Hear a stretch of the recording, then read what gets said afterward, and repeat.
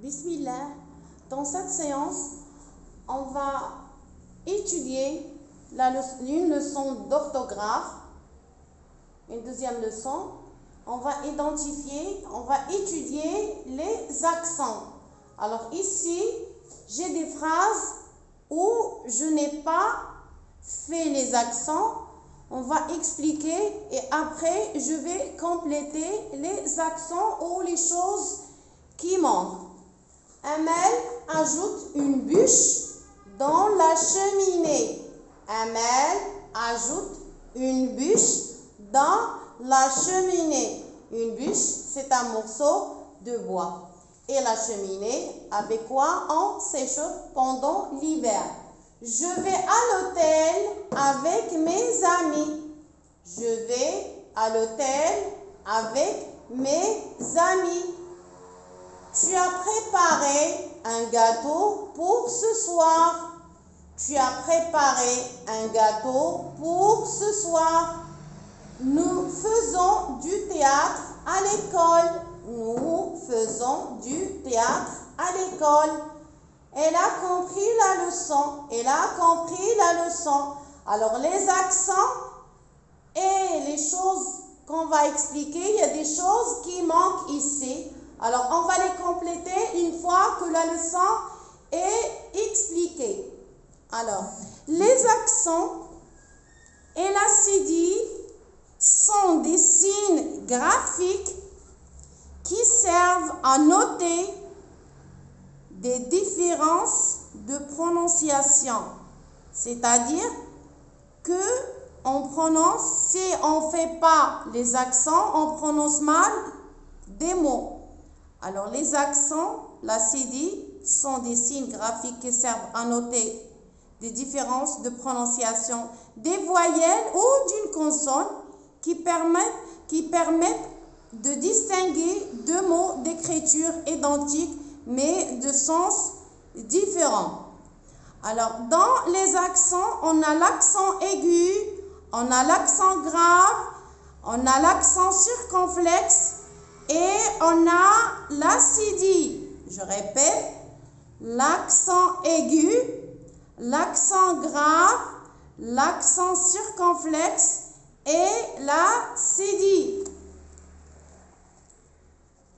Alors, l'accent aigu n'existe que sur la voyelle E.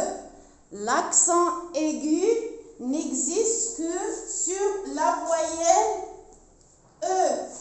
Ça, c'est l'accent aigu.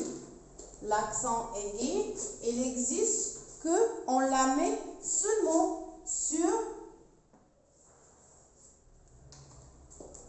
Alors, je vais écrire le mot en entier. Alors, l'accent.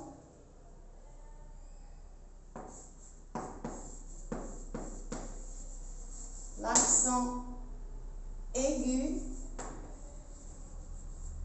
égal, on le met toujours sur le E. Et on a l'accent grave. L'accent grave.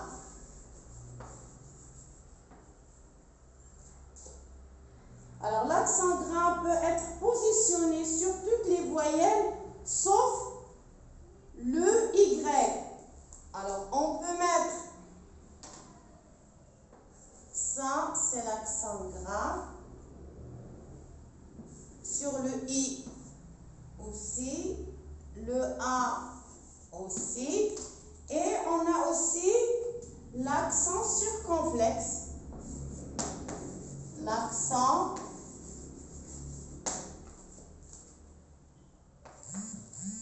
circonflexe.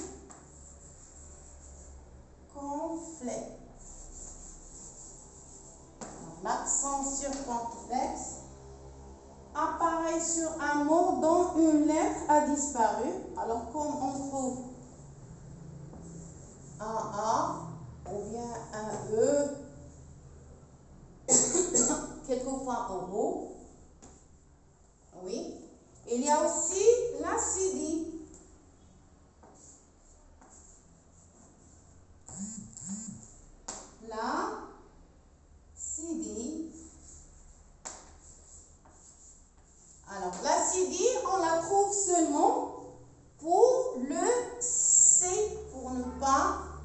le prononcer K. Alors, il s'écrit avant A, avant O et avant U.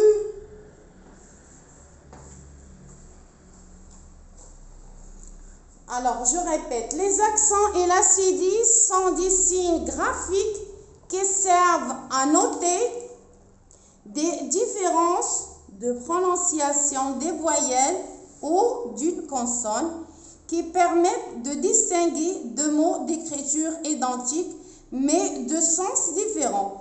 On a l'accent aigu, n'existe que sur la voyelle E.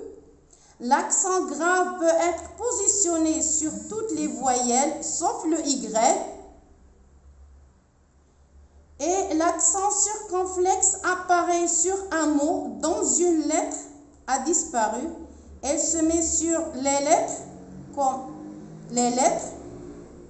comme Anne, château, tête, même, U, sur, tôt, plutôt, I, maîtresse, et ainsi de suite.